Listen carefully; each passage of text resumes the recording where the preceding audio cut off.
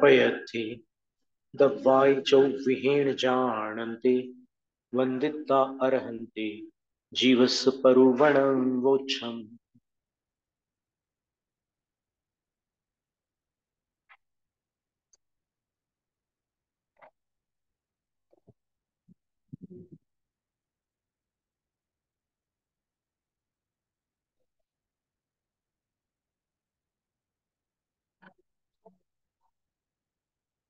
अच्छा कार्य।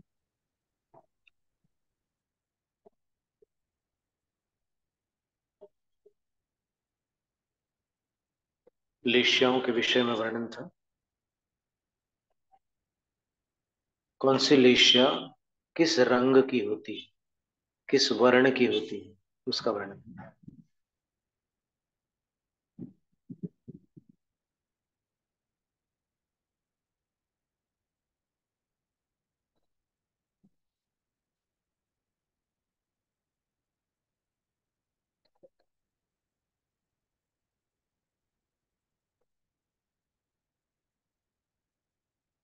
नरकों में लिष्याओं का वर्णन भी पढ़ लिया अपन ने।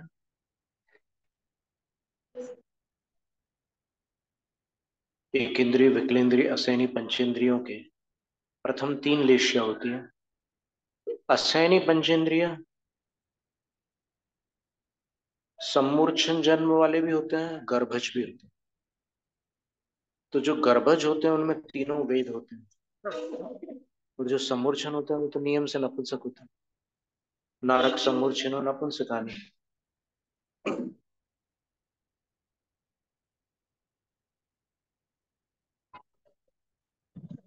पर लेशियाएं उनमें तीन ही रहेंगी, चाहे गर्भज हो या सम्मूर्छन हो। असैनी जीवों में तीन ही लेशिया रहेंगी। पर वो असैनी जीव 10,000 वर्ष की आयु में उत्पन्न हो सकते हैं, ऊपर और नीचे दोनों स्थानों। व्यंतर और भवनवासियों में असैनियों की उत्पत्ति बताई ना, धवला की 7वीं पुस्तक में। पहले नरक में मतलब नीचे तो होते ही हैं, पहले पृथ्वी में सीमंतक बिल में होता है। और वो जघन्य आयु 10,000 वर्ष की जो वहां बताई है सीमंतक बिल में, उसमें असैनी जीव उत्पन्न होता है। मतलब 10,000 से 90,000 वर्ष की आयु सीमंतक बिल की होती है। फिर अलग अलग बिलों में उससे उत्तर उत्तर बढ़ती हुई आयु रहती है, अंत में एक सागर की होती है। एक सवाल पैदा होता है। असंगी जीव ऐसा क्या घोर पाप करता है बिना मन के कि उससे नरकायु का बंधन। आर्त रौद्र ध्यान होते ही हैं इनमें।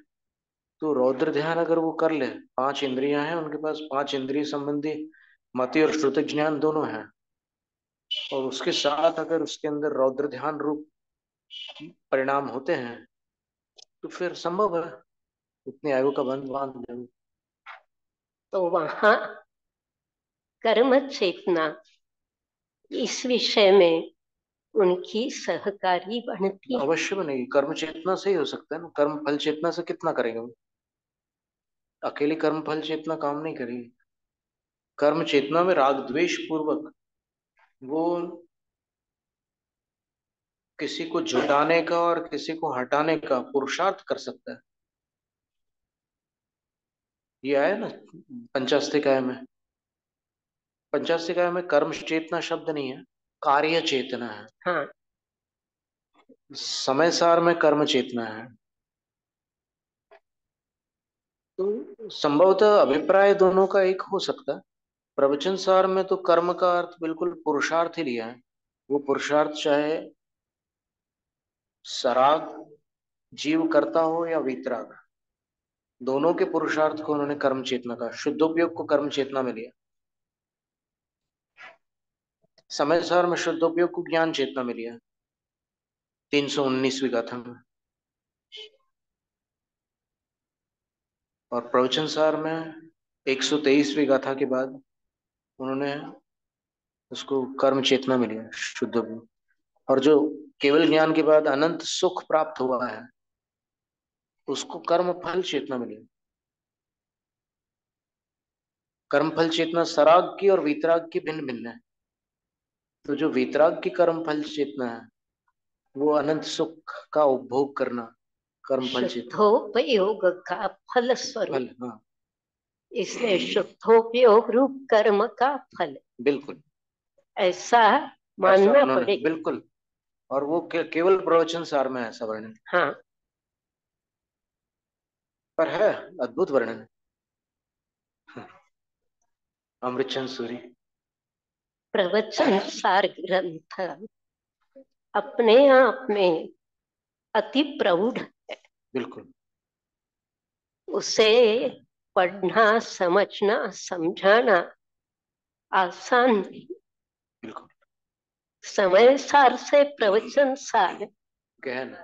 गहन, कठिन। बिल्कुल, दूसरा अध्याय तो जबरदस्त है। हम्म। गणेश प्रसाद वाणी जी भी यही बोलते थे, प्रवचन सार सबसे गूढ़ है।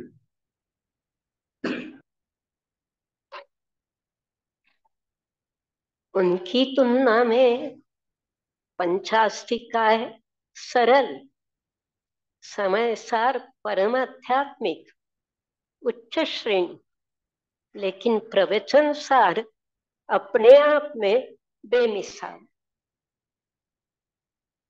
वो तो प्रवचन सार पढ़े बिना तो कोई चारा ही नहीं है। मतलब आप समय सार का वो कर नहीं सकते, हार्द ग्रहण नहीं कर सकते प्रवचन सार पढ़े बिना। समझ में नहीं आता। तो वीतराग चारित्र, शुद्धोपयोग का दूसरा नाम वीतराग चारित्र का, जिसके अंदर सराग चारित्र भी अभी नहीं है, वो शुद्धोपयोगी हो गया। बात के बत्ता से फोड़ना अलग है, ध्यान सूत्र की रटन करना समझ लो सविकल्प पदस्थ ध्यान है। सविकल्प पदस्थ ध्यान मान ठीक है ना। करने में कोई बाधा नहीं, हम उसकी निंदा करना नहीं चाहते, लेकिन हम चौथे से अगर वितराग चारित्र मानेंगे तो फिर अविरत अंते सुनत्थि चारित्रम, ये सिद्धांत, इसका क्या होगा? सही बात है। फिर दूसरी ओर से अनंतानुबंधी कषाय चारित्र मोह की प्रकृति है तो पक्का सिद्धांत। उनके जाने पर आत्मा के पास चारित्र गुण का क्या प्रकट होता है, एक उनकी ओर से आने वाला प्रश्न है। खड़ा सवाल है। ठीक है ना।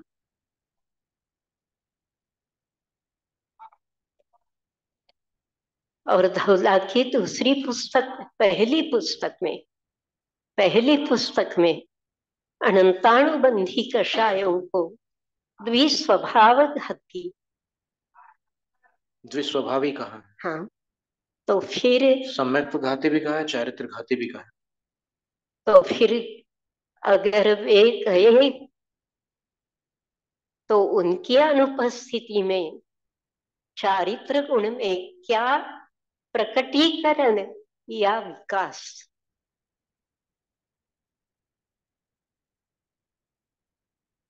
इसलिए गोपाल दास बरैया का वो जैन सिद्धांत प्रवेशिका। उसका उत्तरण तुरंत देते, और पुरुषार्थ सिद्धि उपाय के श्लोक, एनांशेन सुदृष्टिस्तेनांशेन च बन्धनं नास्ति, एनांशेन तु रागस्तेनांशेन च बन्धनं। ज्ञान में, चारित्र में वही घटित करते हैं, तो सामने वाला पिघल जाता, द्रवीभूत होता है उनकी बात मानने पर, अपने को विवश पाते हैं।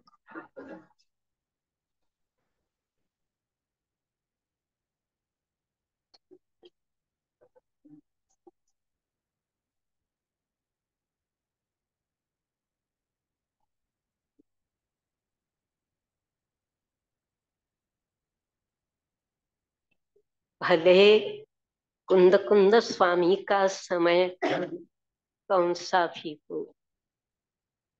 अनेक सदियों के बाद अमृतचंद्र स्वामी हुए, फिर भी उन्होंने कुंद कुंद स्वामी के ग्रंथों का जो हार्द खोला है, बेमिसाल है, अत्यंतिक प्रौढ़ गंभीर है। तो किसकी सहायता लेकर अमृतचंद्र स्वामी ने एक काम किया होगा? जैसे वीरसेन स्वामी से पहले षटखंड आगम की अनेक टीकाएं लिखी गई, हम्म, भले आज वे उपलब्ध नहीं है, ठीक। लेकिन कुछ न कुछ नोट्स रूप सामने हुए बिना इतनी बड़ी 72,000 अनुष्ठुप छंद प्रमाण धवला टीका का होना असंभव है। हम्म, और परियम में कथितम, ऐसा जो बार बार अन्य टीकाओं का वे उद्धरण देते हैं, हम्म, मतलब उनके सामने कुछ न कुछ था। जी हाँ। फिर अमृतचंद्र स्वामी जैसे स्वामी के लिए है, अमृतचंद्र का क्या, उनके सामने भी कुछ होना चाहिए। कहीं कहीं पर इति वचनात् करके दिया ना अमृतचंद सूरी जी ने, जैसे जम दवम तन्न गुणम, ऐसी एक गाथा ही है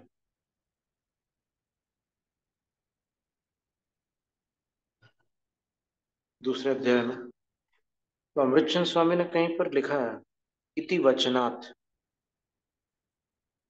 ऐसे किसी के वचन है?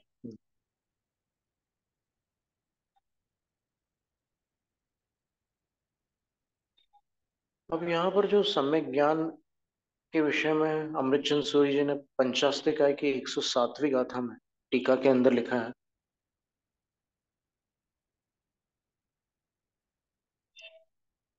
वो कुछ अनोखी बात है। अभी अपन जैसे समय सार में अपन देख रहे थे कि जो मुनि कर्ता और भोक्ता नहीं है, न करोति न वेदयति, वो ज्ञान चेतना में स्थित है। मुनि के लिए कह रहे हैं छद्मस्त। सर्वज्ञ तो है ही, सर्वज्ञ के विषय में तो पंचास्तिकाय में कहा ही है, केवल ज्ञानिनो ज्ञानम चेतयन्ते इति। केवल ज्ञानियों के पास ज्ञान चेतना होती है, ये तो स्पष्ट है।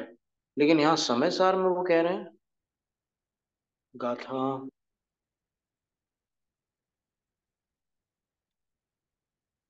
319,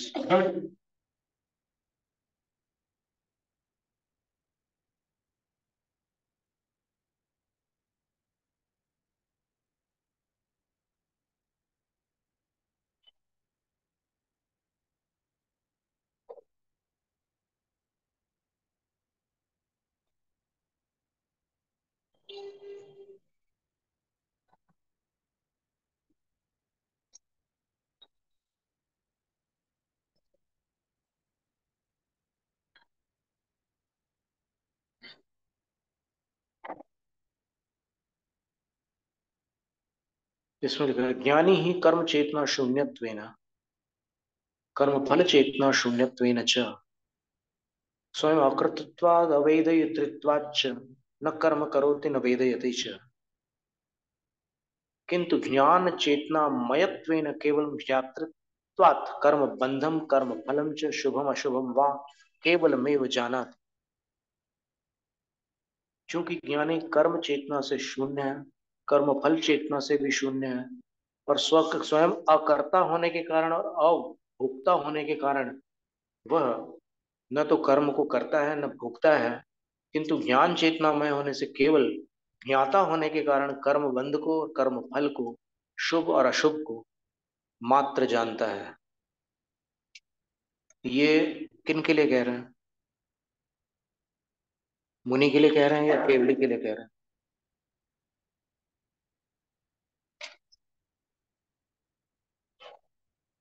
ज्ञानी शब्द सिर पर उठा लिया,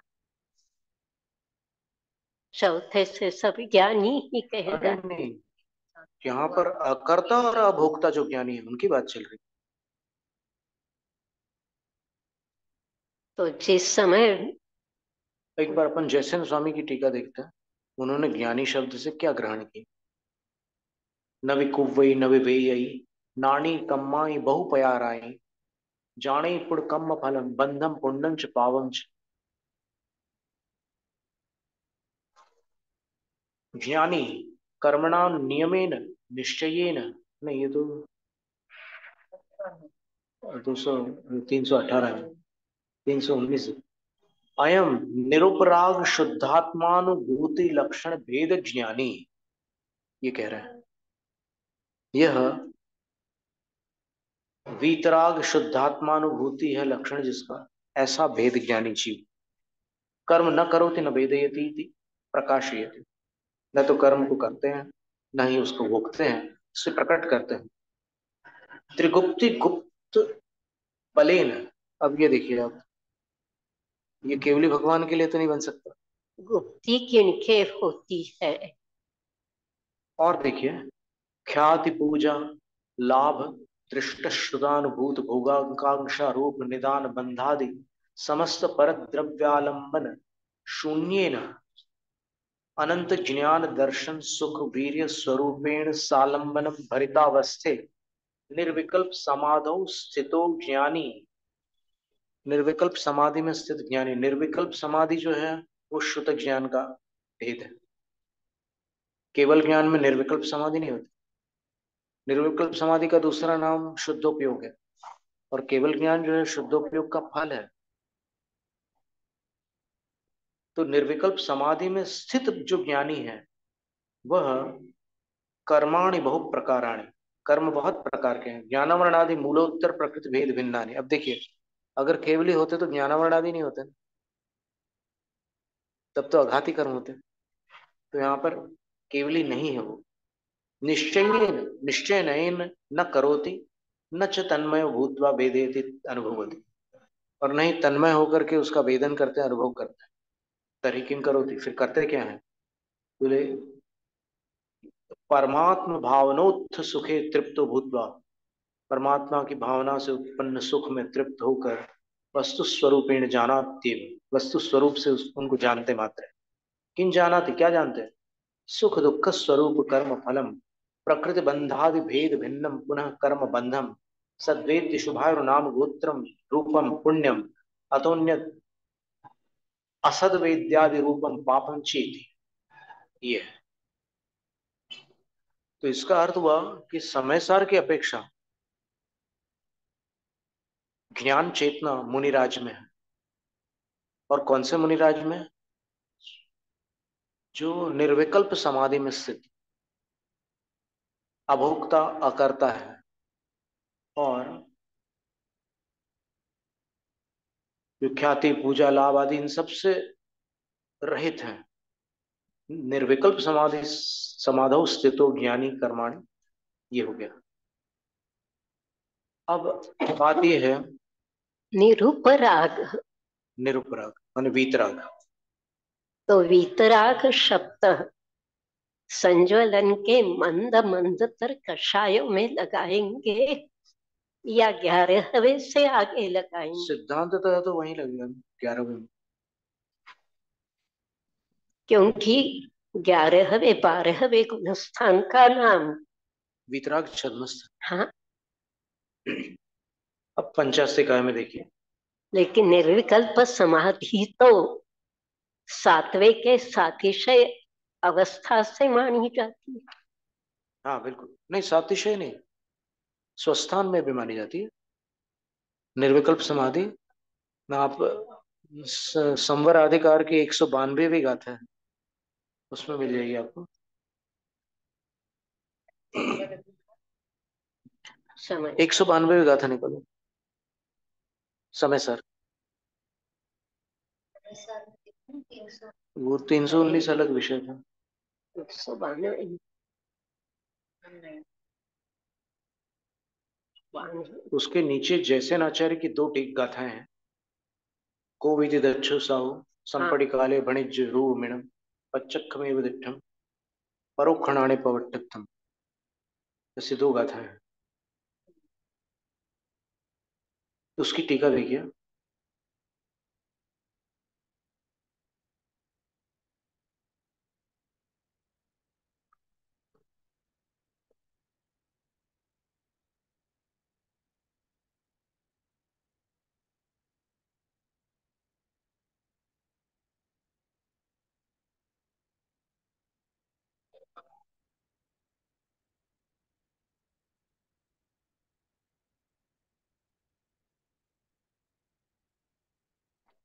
अंतिम है, संवर अधिकार के अंत में। मिला। देखो हम पढ़ रहे हैं गाथा, उसकी टीका। ऐसे दो गाथा हैं।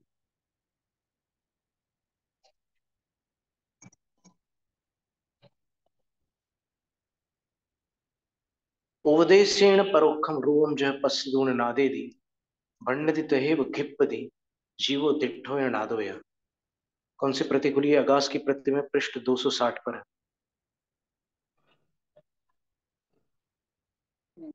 उपदेश की अपेक्षा किसी परोक्ष रूप को जिस प्रकार कोई मनुष्य देखता है और जानता है, और भंडति उसको वैसा कहा भी जाता है, तो घिप्पति और वो वैसा ग्रहण भी करता है। और क्या कहता है? जीवो दिट्ठो या नादय, मैंने जीव को देख लिया, मैंने जीव को जान लिया। कहने में ये भी आता है। तो उदाहरण में बहुत अच्छा जैसे आचार्य कह रहे हैं कि उपदेश ने परोक्ष रूप में यथा दृष्टा जाना। उपदेश के द्वारा परोक्ष रूप को जिस प्रकार दृष्टा जान लेता है, देखने वाला, भंड्यते तथैव ध्रियते जीवो दृष्टश्च ज्ञातश्च। यथा लोके, जिस प्रकार लोक में, परोक्षमपि देवता रूपम, परोक्ष होने पर भी देवता का जो रूप है वह परोपदेशा लिखितम दृष्टवा, किसी दूसरे के उपदेश से चित्र लिखित देखकर, कश्चित देवदत्तो जानते, कोई देवदत्त नाम का व्यक्ति जान लेता है, अच्छा ऐसा होता है देव। तथैव वचनेन भण्यते, उसी प्रकार वचन के द्वारा उसका कथन भी किया जाता है। तथैव मनसि गृह्यते, उसी तरह मन के द्वारा ग्रहण भी किया जाता है। कोसो, कौन? जीव। अभी उदाहरण तो दिया था उस देव का, और अब दार्ष्टान्त में कह रहे हैं कि जीव का भी वही हाल है, कि जीव को भी इसी तरह जाना जाता है। केन रूपेण, किस रूप से? मया दृष्टो ज्ञातश्च मनसा संप्रदारयति, मैंने देख लिया, मैंने जान लिया, इस प्रकार मन में संप्रदारित करता है। तथा चोक्तुम, कहा भी है, गुरुपदेशाद अभ्यासात संवित्ते स्वपरांतरम जानाति यः स जानाति मोक्ष सौख्यम निरंतरम। गुरु के उपदेश से, अभ्यास से और संवित्ति से, यानी इन तीन उपायों से जो स्व और पर के भेद को जानता है वह मोक्ष सुख को निरंतर जानता है। अब इसके बाद की गाथा देखिएगा। इष्टोपदेश। को विदिदच्छो साहु संपटि काले भणिज्यरूपमिणम पच्चखमेव दिट्ठम परोक्षणाणे पवटंतम। कौन विदितार्थ साधु? देखिए साधु शब्द आया है, अब ये चौथे गुण स्थान में कैसे लागू करें? कौन विदितार्थ साधु सांप्रतिक काल में, अर्थात इस वर्तमान काल में, भणिज ऐसा कह सकता है कि इणम रूपम परोक्षणाणे पवट्टंतम एवं इणम रूपम, परोक्ष ज्ञान, ज्ञान में प्रवर्तित होने वाला यह जो आत्मस्वरूप है, इसको मया पच्चखमेव दिट्ठम, मैंने प्रत्यक्ष देख लिया है। ऐसा कौन कह सकता है? विदितार्थ साधु कौन कह सकता है? साधयती अविदितार्थ, अविदितार्थ जो है वो तो कह सकता है। साधयती साधु, बस जो साधना करता है वो साधु ही होता है। साधु भोगी होता है क्या, या योगी होता है? तो फिर अगर भोगी होकर कोई अपने आप को साधक मान ले, कोई अगर घर बैठे बैठे अपने आप को अरिहंत या सिद्ध मान ले, तो कौन प्रतिबंध लगा सकता है? कोई ऐसा कानून है नहीं आज के संविधान में। तो फिर ऐसा जो चिंतन होगा हम्म? अपने आप को, स्वकल्पित चिंतन। अब देखिए ना आगे इसमें टीका में क्या सुंदर बात लिखी।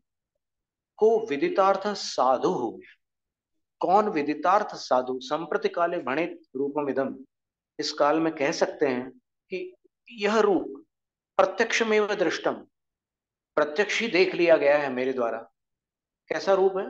परोक्ष ज्ञान प्रवर्तमान, परोक्ष ज्ञान में प्रवर्तमान जो रूप है उसको प्रत्यक्ष देख लिया मैंने। ये कौन कह सकता है? अथमतम, अगर अब ये मान्यता है कि योसो प्रत्यक्षेण आत्मानं दर्शयति तस्य पार्श्वे पृच्छामो वयम, जो आजकल प्रत्यक्ष रूप से आत्मा को दिखलाते हैं उनके पास हम प्रश्न करते हैं। जैसे आचार्य कह रहे हैं कि जो प्रत्यक्ष आत्मा का दर्शन कराते हैं उनके पास जाकर हम पूछते हैं। क्या पूछते हैं? को विदितार्थ साधु संप्रति काले ब्रूयात, कोई विदितार्थ साधु वर्तमान काल में बोल सकते हैं? प्रश्न चिन्ह लगाए, बोल सकते हैं? न कोपी, नहीं, कोई कोई नहीं बोल सकता। किम ब्रूयात, क्या बोल सकते हैं? क्या बोल सकते हैं? किम ब्रूयात, न कोपी, नहीं, कोई भी नहीं बोल सकते। किंतु इदमात्म स्वरूपम प्रत्यक्षमेव मया दृष्टम, क्या नहीं बोल सकते? कि यह आत्मस्वरूप मेरे द्वारा प्रत्यक्ष ही देख लिया गया ही।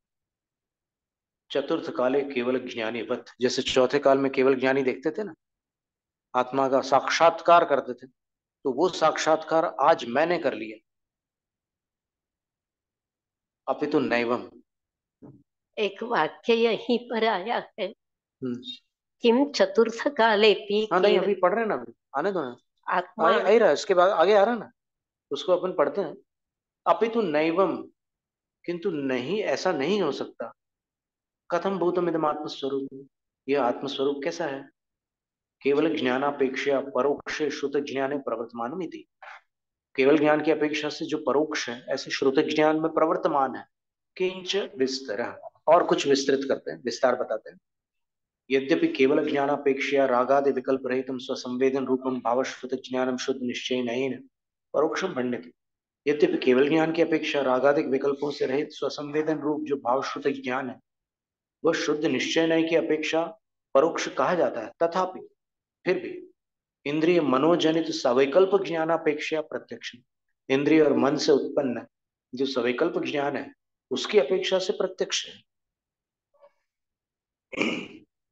समव्यवहारिक प्रत्यक्ष, इंद्रिय प्रत्यक्ष, मानस प्रत्यक्ष रूप में मानना पड़ेगा। तेन कारणेन, उस कारण से आत्मा स्वसंवेदन ज्ञानापेक्षा परोक्ष प्रत्यक्षो भवति, आत्मा स्वसंवेदन ज्ञान की अपेक्षा प्रत्यक्ष होता है।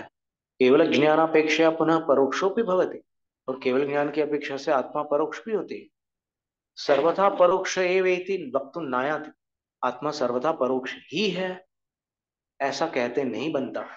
किंतु चतुर्थ काले भी, किंतु चौथे काल में भी केवलिन किम आत्मानम अस्ति गृहीत्वा दर्शयन्ति, क्या केवली भगवान आत्मा को हाथ में पकड़ कर दिखाते थे?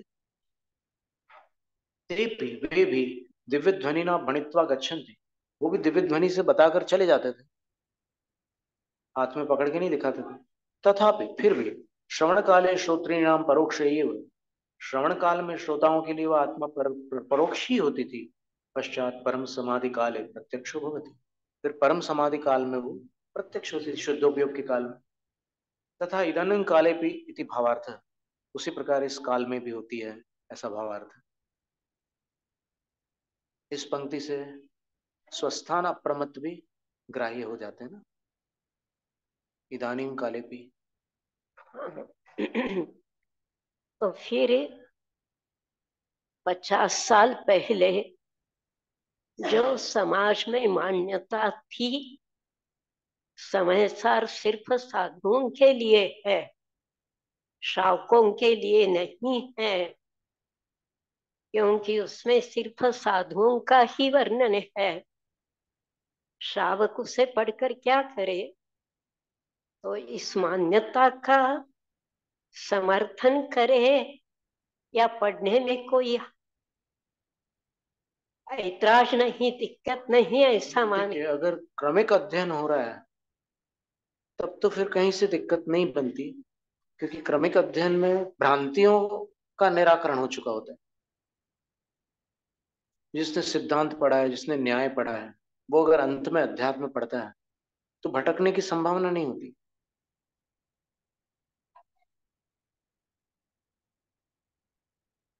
बस उसको वो लागू करने की कला होनी चाहिए उसके पास, कि उस सिद्धांत और न्याय को यहाँ लागू कर सके।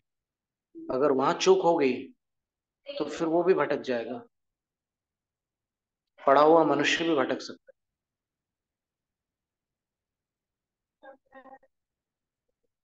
पढ़ने में एक प्रतिबंध नहीं है, लेकिन पहले उसे पढ़ने के लिए स्वयं के ज्ञान को पात्र बनाओ।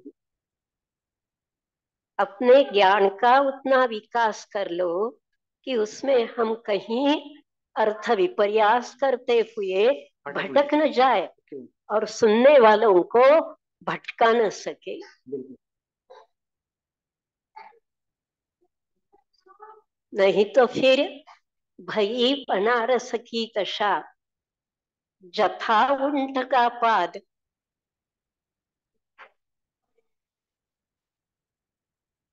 जो उन्होंने कह दिया उनमें और हमें कोई फर्क नहीं रही। एवं परोक्षस्य आत्मनः कथम ध्यानं क्रियते इति प्रश्ने परिहार रूपेण गाथा द्वयं कथ। इस प्रकार परोक्ष आत्मा का ध्यान कैसे किया जाता है, इसके परिहार रूप में, इस प्रश्न के परिहार रूप में दो गाथाएं पूर्ण हुई। ओदेशेण परोक्षम और को विदिदच्छु स। तो इसमें कम से कम अपन एक बात तो स्पष्ट हुई कि इदानीं काले भी परम समाधि काले आत्मा प्रत्यक्षो भवति।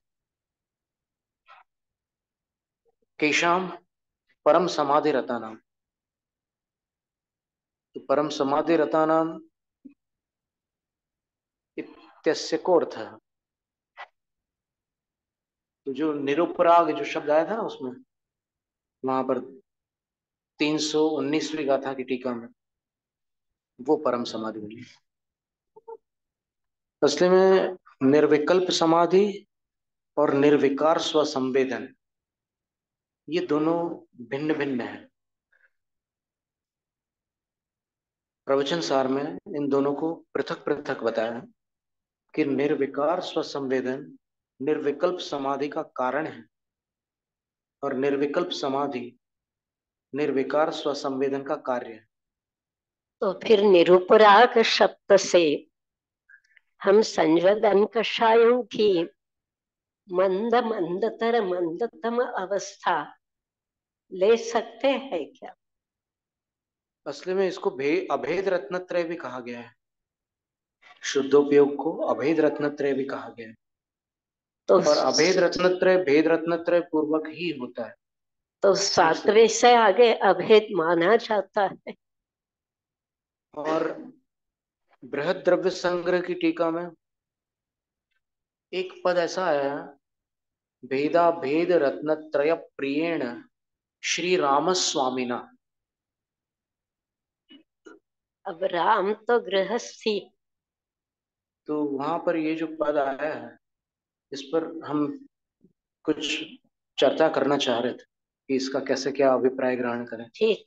अब इस स्वाध्याय की हाँ, ओर इस स्वाध्याय में ये अध्यात्म जब भी आता है तो थोड़ा विस्तार हो ही जाता है।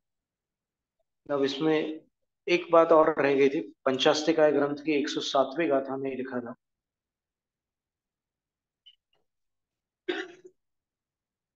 मिथ्या दर्शनोदयात नौ यान संस्कारादि स्वरूप विपर्ययेण अध्यवसीय मानानाम तेषामेव तन्निवृत्तौ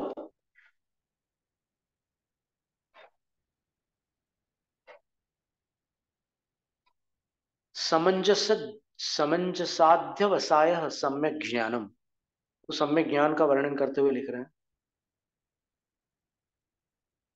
सम्यक का वर्णन करते हुए लिख रहे हैं, सम्मतम सद्धरणम भावाणम तेसिम अधिगमो नाणम चारित्तम समभावो विशेष विरूढ़ मग्गाणम।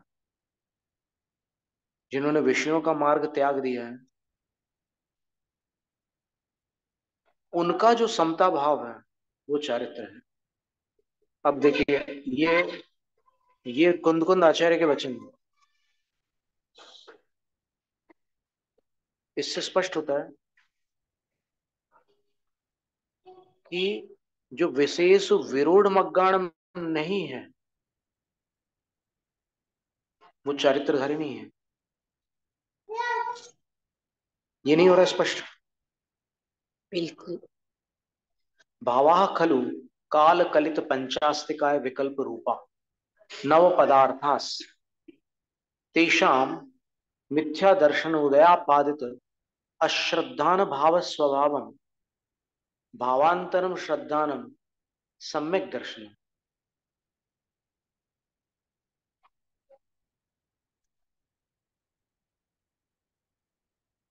क्या अर्थ हुआ इसका?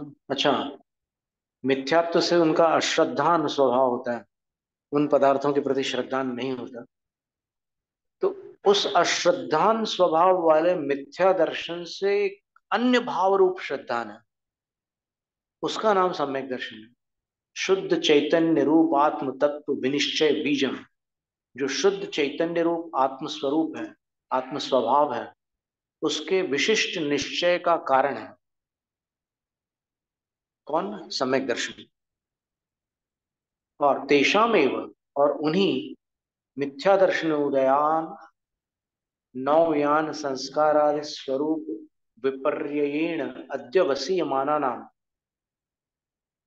और जो मिथ्या दर्शन के उदय से नौकायान रूप जो संस्कार होता है कि नाव चली जा रही है, तो वो नाविक जो है ऐसे चप्पू चलाता है तो नाव उस दिशा में चली जाती है उसके संस्कार वश। ऐसा नहीं है कि नाव चल रही है, जब तक चल रही है तब तक वो चप्पू मारता ही रहता है, ऐसा नहीं है। कई बार वो रुक जाता है और नाव चलती रहती है। तो ऐसे संस्कार आदि स्वरूप जो विपरीतता है मिथ्यात्व के कारण, उससे निश्चय को प्राप्त हुए जो ये पदार्थ थे जीवादिक, यानी विपरीत ग्रहण कर लिए गए थे, तन निवृत्त, उस मिथ्यात्व की निवृत्ति होने पर एक वो चीज समाप्त हो जाती है। जो विपर्यास का जो संस्कार था वो समाप्त हो जाता है। अभिनिवेश। हाँ, अभिनिवेश। तब वो समंजसाध्य वसाया, समीचीन अध्यवसाय हो जाता है। यानी ज्ञान का जो प्रयत्न है वो सही दिशा पकड़ लेता है, उसका नाम सम्यक ज्ञानम, सम्यक ज्ञान है। यानी यथार्थ ज्ञान तो वही स्वरूप। है, पहले था वो और अभी था वो, ज्ञान तो वही है, लेकिन वो मिथ्यात्व के संस्कार से जो दिशा थी उसकी, नाव उस तरफ जा रही थी जिस तरफ मगरमच्छ है, और अब वो तट की ओर आ गई नाव, तो ये सम्यक ज्ञान हो गया। वो मिथ्या ज्ञान था जो मगरमच्छ की तरफ ले जा रहा था, ऐसा है।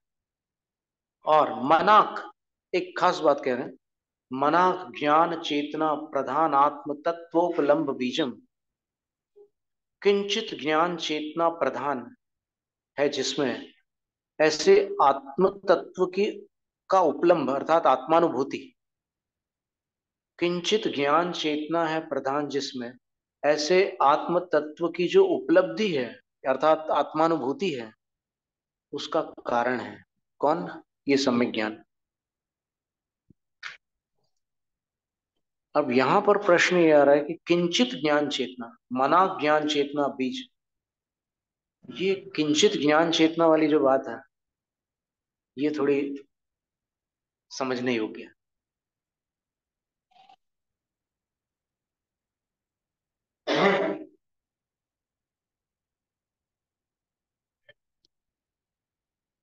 काल की अपेक्षा लगाना। या फिर इसमें जो रत्नत्रयधारी है उनके ज्ञान दर्शन ज्ञान चरित्र का वर्णन है, ऐसा तो नहीं? तो विशेष विरोध मग्गाणम क्या तीनों में लागू करेंगे, दर्शन ज्ञान चारित्र में? या विशेष विरोध मग्गाणम भावाणम सद्धरणम सम्मतम विशेषु विरूढ़ मग्गाणम तेसिम अधिगमो नाणम विशेषु विरूढ़ मग्गाणम समभावो चारितम। ऐसा लगाएंगे। ऐसा लगाने से तो आपत्ति नहीं है, क्योंकि ऐसा लगाने पर निरुपराग वाली बात घटित हो सकती है।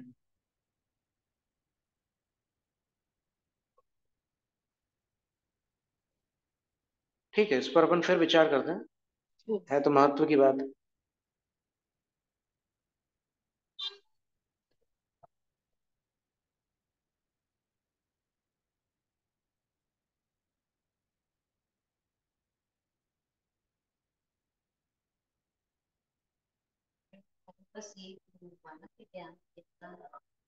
किंचित ज्ञान चेतना का कारण, अर्थात वो हो सकता है कि जैसे ना आचार्य महाराज तो लिख रहे हैं कि ये जो स्वसंवेदन ज्ञान है, ये केवल ज्ञान का बीज है। देखिए उनकी पंक्ति ये है कि सम्यक ज्ञानम इदंतु नव पदार्थ विषय व्यवहार ज्ञानम छद्मस्थावस्थायाम आत्म विषय स्वसंवेदन ज्ञान से परंपराया बीजम। व्यवहार सम्यक ज्ञान उस निश्चय सम्यक ज्ञान का बीज है, कारण है। और तदपि स्वसंवेदन ज्ञानम केवल ज्ञान बीजम भवति, और वह स्वसंवेदन ज्ञान केवल ज्ञान का कारण होता है।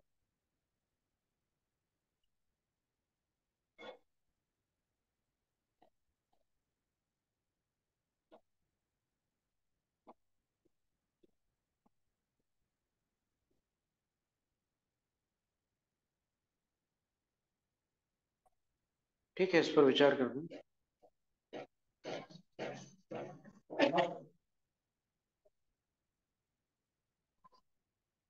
अभी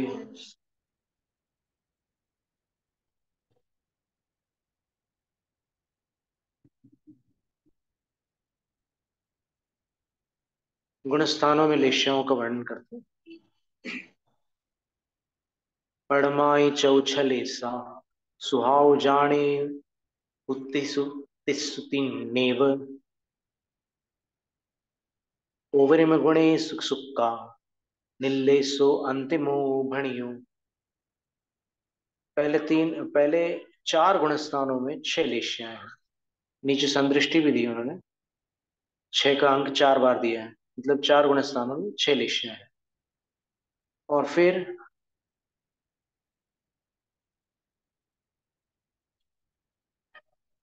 तिस्सु सुहाव तिन्नेव जाने, फिर तीन गुण स्थानों में तीन शुभ लेश्याएं जानना। पीत पद्म शुक्ल, पीत पद्म शुक्ल, पीत पद्म शुक्ल, यानी पांचवें छठे सातवें गुण स्थान में। ये तो तिच्छल ऐसा हो, वो हो गया। सुहति अलेसा हुते सविरदति है। बहुत सुन। तत्तो सुकाल ऐसा अलो अजोगी ठानम अलेसम। बहुत सुन। जीव कांड में आया। हाँ जी, यहाँ उसी अभिप्राय को लेकर के ये गाथा है। ओवरिम गुणेशु सुख का, आठवें गुणस्थान से ऊपर के गुणस्थानों में शुक्ल लेश्या ही है। सिर्फ शुक्ल। हाँ, और निर्लेशो अंतिम बणियो, और अंतिम गुणस्थान में चौदहवें गुणस्थान में निर्लेश्य है।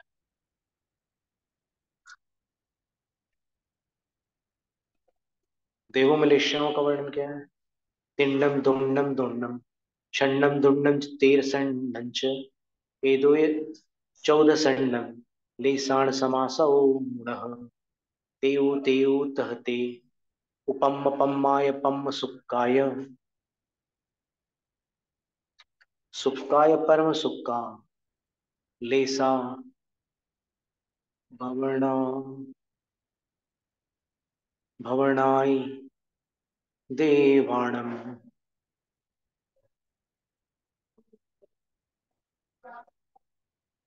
उस पंक्ति पर सील लगी हुई है।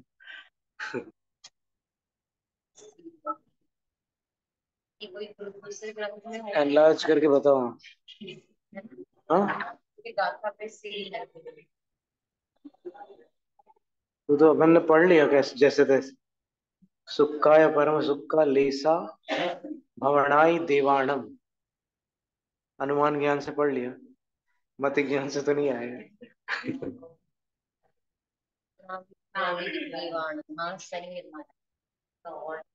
भवनादि तीन देवों के अर्थात भवनवासी वेंतर और ज्योतिषियों के जगन्य तेजोलेश्या होती है, अर्थात पीतलेश्या। तेजोलेश्या का दूसरा नाम पीतलेश्या। सौधर्म और ईशान इन दो कल्पवासी देवों के मध्यम तेजोलेश्या। सनत कुमार और महेंद्र इन दो कल्पवासी देवों के उत्कृष्ट तेजोलेश्या और जगन्य पद्मलेश्या भी होती है। ब्रह्म ब्रह्मोत्तर लांतव कापिष्ट शुक्र महाशुक्र इन 6 कल्पवासी देवों में मध्यम पीतलेश्या पद्मलेश्या होती है, मध्यम पद्मलेश्या। शतार सहस्रार इन दो कल्पवासी देवों में उत्कृष्ट पद्मलेश्या और जगन्य शुक्ललेश्या होती है। अब जो जगन्य शुक्ललेश्या वाले हैं वो मध्य लोक से नीचे नहीं जा सकते।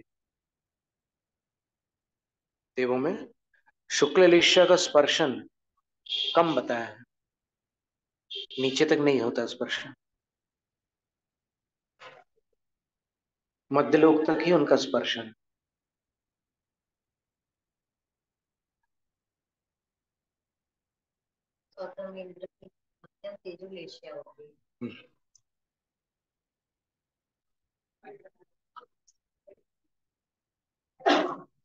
इनका बदलता नहीं। नहीं, इसमें नहीं बदलती, उसके अंदर के कुछ स्थान ऊपर नीचे हो सकते हैं। सुरनीलियो सुसुरच्छर वियोय काले मानसम तिब्बम, ऐसी गाथा है ना भावबोल में कि देवों के विमानों में अप्सराओं के वियोग काल में तीव्र मानसिक दुख होता है। इसका अर्थ ये हुआ कि आर्त ध्यान हो रहा है उनको, वियोग जनित आर्य इष्ट वियोग का आर्त ध्यान हो रहा है, और फिर जब वो भक्ति करते हैं तब धर्म ध्यान होता है। तो दोनों भावों में जमीन आसमान का अंतर। फिर शतार सहस्त्रार इन दो कल्पवासी देवों की उत्कृष्ट पद्मलेश्या और जगन्य शुक्ललेश्या होती है। तो बस जहां से शुक्ललेश्या होने लगी वो शुक्ललेश्या वाले देव मध्यलोक से नीचे नहीं जाते, मध्यलोक तक तो चले जाते। पद्मलेश्या वाले नीचे तक जा सकते हैं, नरकों संबोधन आदि दिन। शुक्ललेश्या वाले नहीं जा सकते। सवार तीसरे सिद्ध में स्पर्शन वाले उसमें वर्णन है। तीसरे नरक से नीचे कोई देव कोई जाते नहीं जा सकता, वहां तो कोई जा ही नहीं सकता।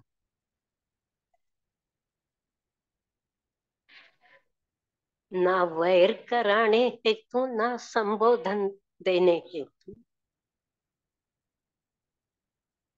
जो देवों का जो स्पर्शन बताया है, 9/14 राजू बताया है।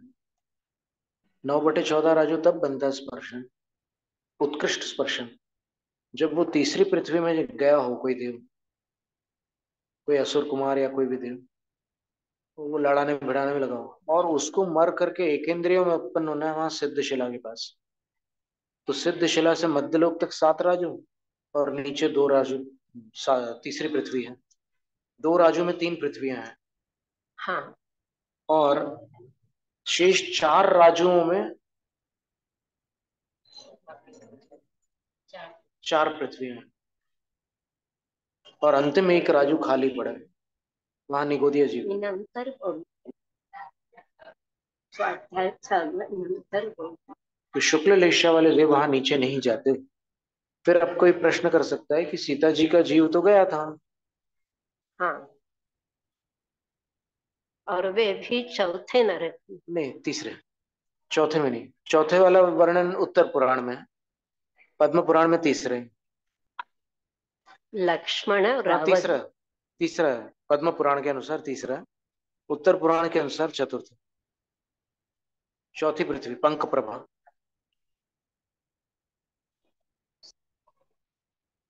ये वालुका प्रभा में, इसमें पद्म पुराण के अनुसार ऐसा है, दोनों में अंतर, दोनों इस पर हमारा भी ध्यान गया था। तो फिर तीसरे में गया सीतेंद्र। हाँ, वो प्रतीन्द्र के विषय में ऐसा लिखा है कि गए थे। तो एक कथन और भी आता है कि शांतिनाथ भगवान का जीव जब 16वें स्वर्ग में था, अपनी बलभद्र पर्याय से उन्होंने निर्ग्रंथ पद अंगीकार करके 16वें स्वर्ग में महारधिक देव का पद प्राप्त किया। तो उनको अपने भाई का स्मरण आया वहां जाने के बाद, कि वो कहाँ गया, क्योंकि बहुत प्रेम रहता है बलभद्र नारायण में। तो फिर पता चला कि वो अनंत वीर्य का जीव अभी वहां पर है, प्रथम पृथ्वी में। तो फिर वो प्रथम पृथ्वी में नहीं जा सकते थे 16वें स्वर्ग से। तो उन्होंने धर्मेंद्र को भेजा, तुम जाकर मेरे भाई को मेरा संदेश देना। तो वहां पर वो सम्यक दृष्टि हो जाती। ऐसा कथन तो फिर सीते शांतिनाथ भगवान की कथा में, उत्तर पुराण में। फिर तो उनका भी हो सकता है कि वो कारित रूप में किया उन्होंने, कृत, कारित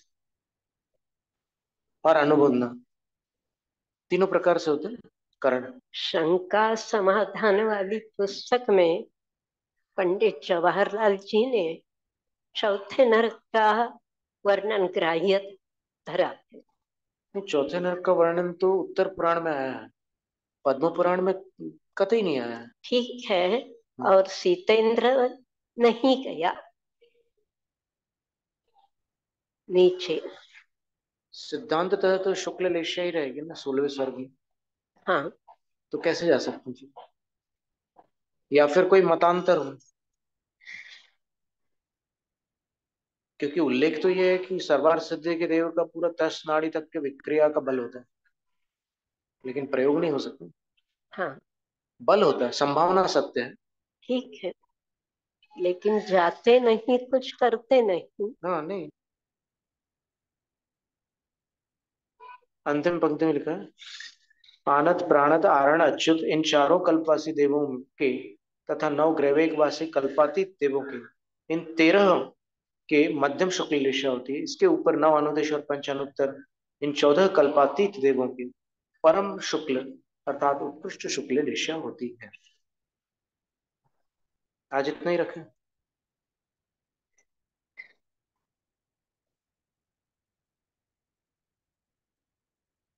जय नम जय दुशासन।